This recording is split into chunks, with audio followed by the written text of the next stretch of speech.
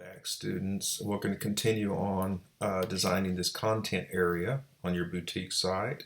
This is pretty much where we left off. We had basically three components, three divs, well, really four. There's a content div, and then inside the content div we had two smaller divs, one floating left, this red one, this gray one floating right.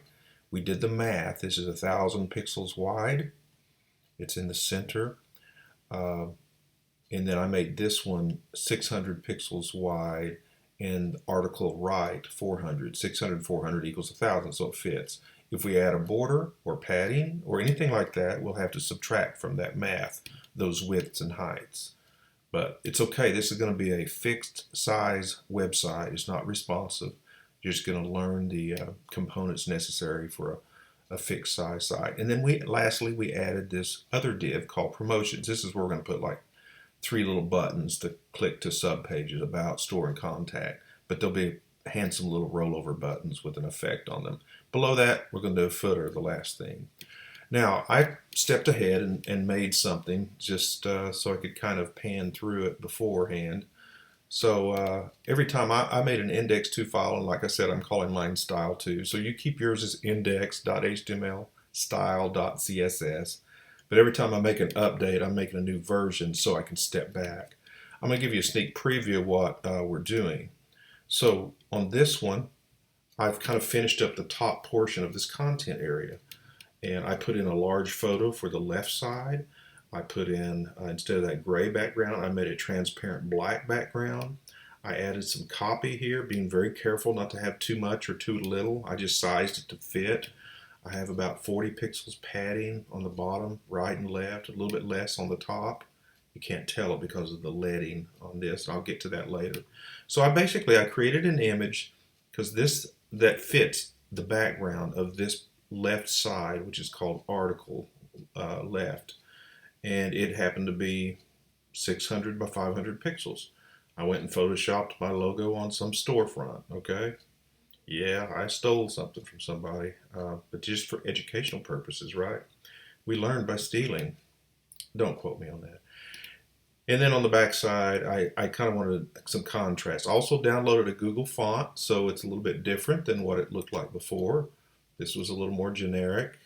I'm using like Gill Sans, which isn't universal. But over here, I downloaded a font that will be universal to anyone that's got access to the web. So what you should have, you had a little bit of a description already. We're going to place that in the right side. We have a photo on the left. We could make more components, but why make it more complicated? We got 3 other pages for this. And like I said, this promotions area down here, we'll do that in the next video. We're going to insert 3 links, and then we'll add the footer at the bottom to kind of wrap up this home page, which is kind of complex, but kind of interesting.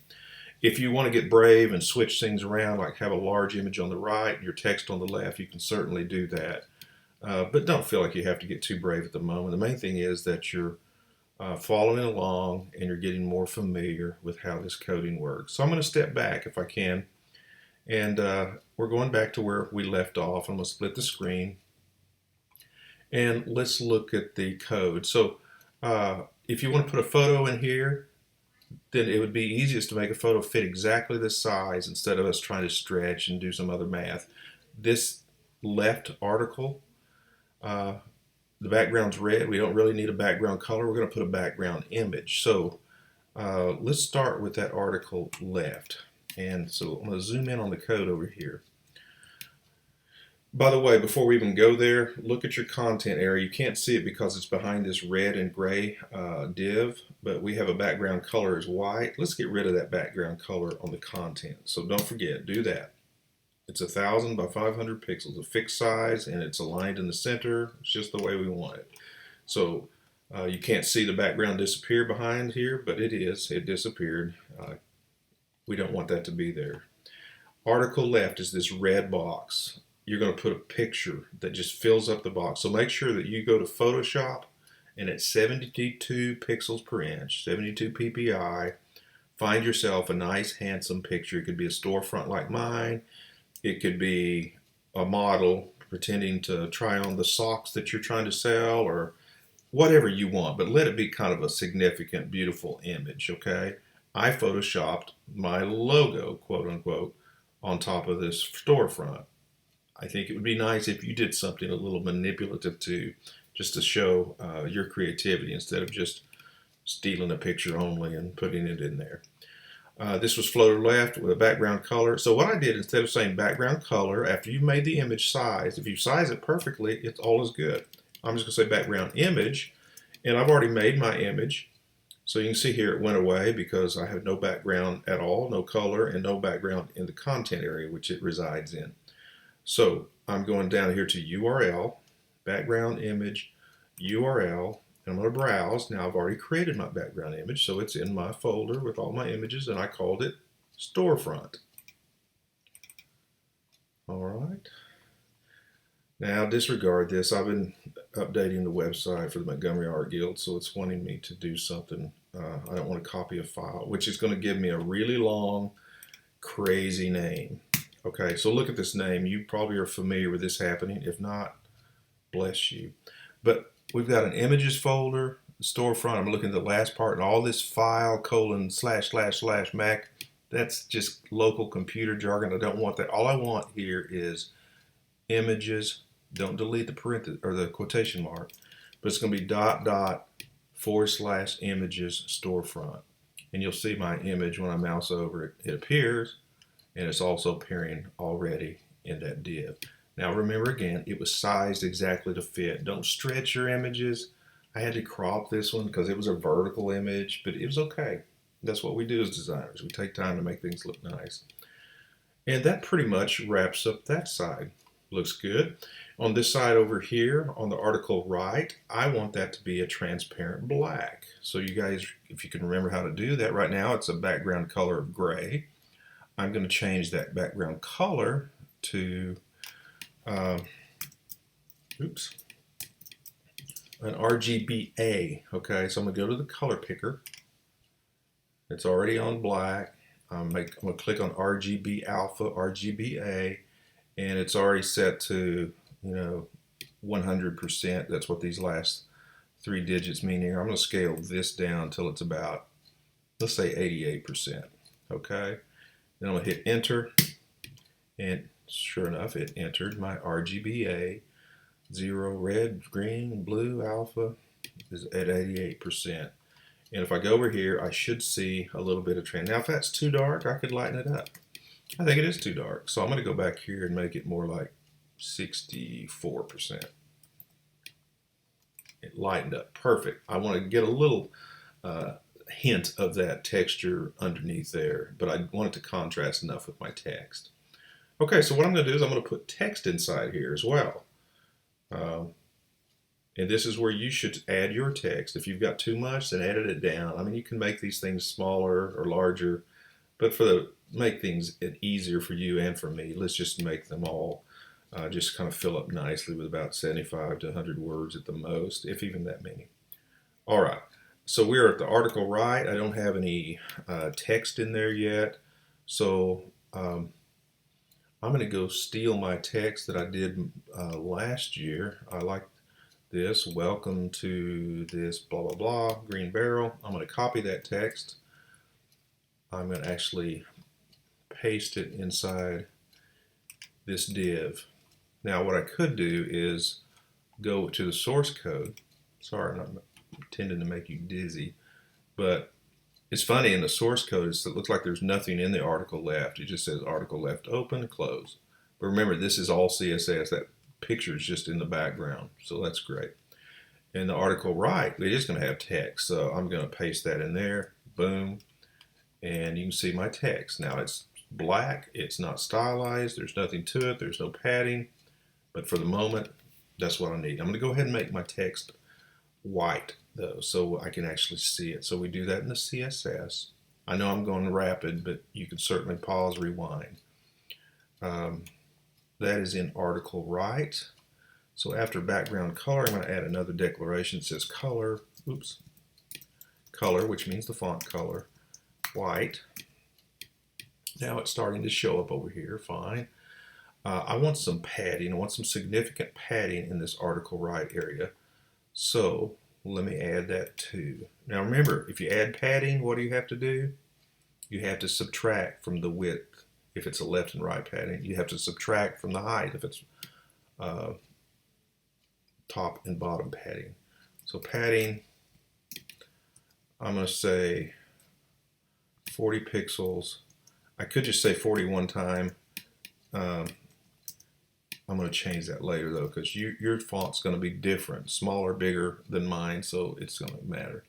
Now what you see over here is everything's kind of jumped out of whack because I have to subtract my padding, right? Because what it did is it made my article right div 80 pixels wider, 40 on the left, 40 on the right, so it doesn't fit any longer inside my content area, which is limited to 1000 pixels. So let me just subtract in the article right, since that's where I put the text. I got to subtract 80 from the width, so that's going to be 320 if my math serves me well. And then the height is going to be 420. Okay, and everything's looking fine. It lines up still. It's not extending too far. Now we'll start stylizing this. Now what I did is I'm going to download a Google font, and I think you should do the same. So select a font that you think is attractive. It could be two, one for subheadings or headings and one for body copy. I already downloaded one. I'm going to copy it here. I'm going to copy the code. Well, let me show you again. As a refresher, I'll show you how to go to Google Web Fonts. So let me zoom out. I selected a font called Titanium or Titanium or something like that. I liked it. It's Titanium Web. I kind of like those squarish but vertical format. And what you do is you click on that, and then on the right hand side it says review or embed. And here's the two snippets of code that you need. Now at school, for some reason, I don't know if I got a different version of Chrome here, but it would have a little text box down here that you would expand, but it basically offered the same thing. And remember, it's embed. So I grab this bit of code, copy this. I'm going back to my Dreamweaver. This goes into the source code. And right up here where your style sheet is, your style is linked under title and in the head. Under that, I'm going to link to the Google font. And it says link to Google Fonts, the family, Titanium Web, Display, Swap, etc. So now that's just half of it. The other half is I've got to go back here and grab the CSS rule. This is the CSS part, not just the HTML. So I'm going to copy that, going back to my style sheet this time. And I'm going to just make that my default font for everything. So up here in my body, which apparently I never closed that line of text. Well, that's why that text looked funny. Actually looks better now. But I want that font family to be Titanium or Titanium, however you say it.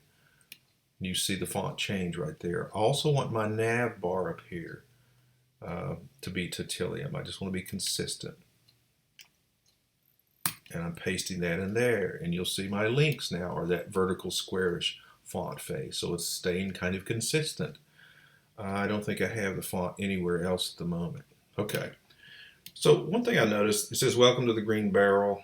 I'm gonna put a little paragraph break in here just so oh, I'm in live view. Let me undo this. It's hard to edit in live view. So I'm going to go design view for a moment. And notice the Google font goes away in design view. But yeah, here I just want to put a paragraph break here. I want to put a paragraph right there. I'm going to make this a little bit larger. I'm just going to say we are a specialty boutique. Okay, so the green barrel, I guess I needed that quotation mark. I'm going to make this larger. So the way I'm going to do that is I'm going to make this a subheader.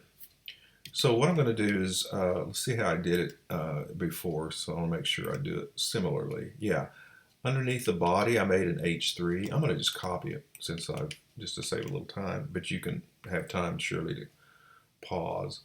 I'm going back to my in progress version. And underneath the body, I just added another declaration. Now, this doesn't have a hashtag in front of it like body doesn't. This means all H3s, all type that I have assigned as H3 in the HTML or the source code, it would look like what I'm describing, which I said font family. I described that. I probably wouldn't have to because I made Titilium the universal font, so that's kind of unnecessary. But I did change the size. I wanted the font size to be 24. I wanted the color to be goldenrod. You can change the color, and I had to put a little bit, change the leading because I wanted this on 2 lines. So I'm going to click over here. This isn't going to change, okay, until I go to my source code. And you'll see in my, if you click on this while the source code's open, click on the design view, it highlights over here in the source code. Well, right now it's styled as just body copy as a paragraph. I'm going to change this to H3. And then I need to close H3. Okay, what we should see happen when I click is, boom, this becomes larger. And that's fine.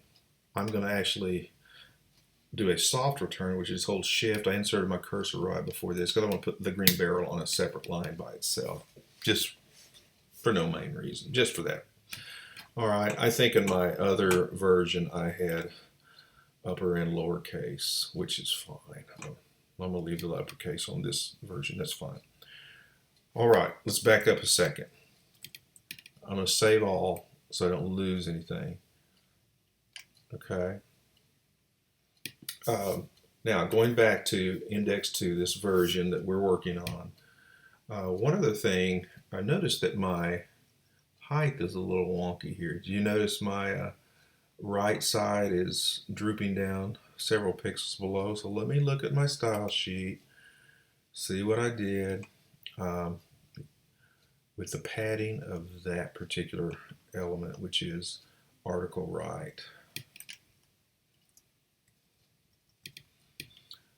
See where it says height 430? I mistyped it, so I'm 10 pixels off. That should have been 420. And then this should line back up. Okay. On my other one, I adjusted the padding. This is actually fitting fine, so I'm going to leave it here. If I wanted this, and I think I do, I want that to be kind of bold and italics. I can actually go to my property bar, window, properties, and I could click bold and italics. That's why that was highlighted, okay? I mean, it is always a big deal when you're dealing with pickles. Okay, that was the point of that. All right, one other thing I wanted to show you is I'm going to put a border around here. Not that it needs it, I just want to show you how to do it. Borders are a lot like margins and padding. They add to the width of elements.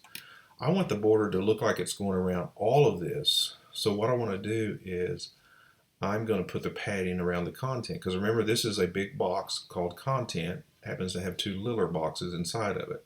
So I'm going to go to my content over here in my source code. When you describe a border, you can describe the style of border, the width of it, the color of it, etc. So what I'm going to do is I'm going to say border.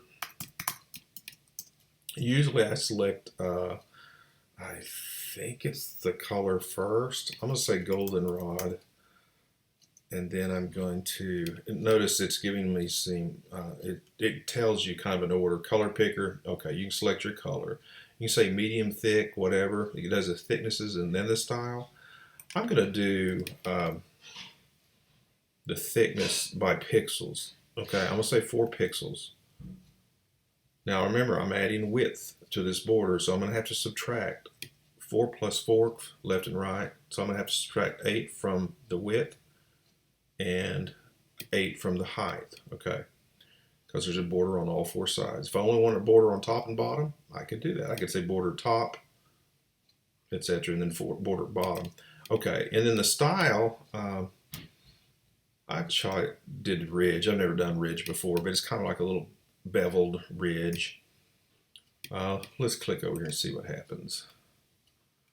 Yeah, what have I done? What have I left out? It's not showing. Let me go to live view and see if it shows. Oh, it shows up in live view but not in design view for some apparent reason. Okay, but notice that smooth little ridge. Now it may be slightly too wide, I'm not sure.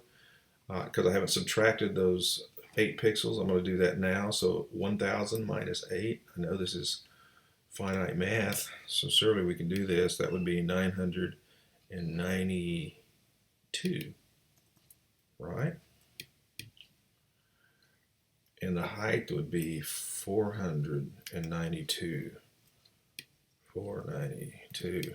I know it's kind of a struggle for me. What's happening here? Well, maybe this is putting borders on the inside. Well, that didn't work, so things aren't looking too great right there. So I'm going to go back and leave it at 500 and 1,000. If that becomes a problem later, I'll fix it. Because apparently this looks right. All right, let's zoom out there, take a gander at it, and then this may be where we stop. I notice when I change typefaces, this menu bar feels a little not centered vertically. I may adjust that by adjusting the padding on the nav bar div. Well, let's leave it there. Let me know if you have any questions. Muddle through this, get this part done, and then I'll provide another video instruction for this promotion bar. All right. Good luck.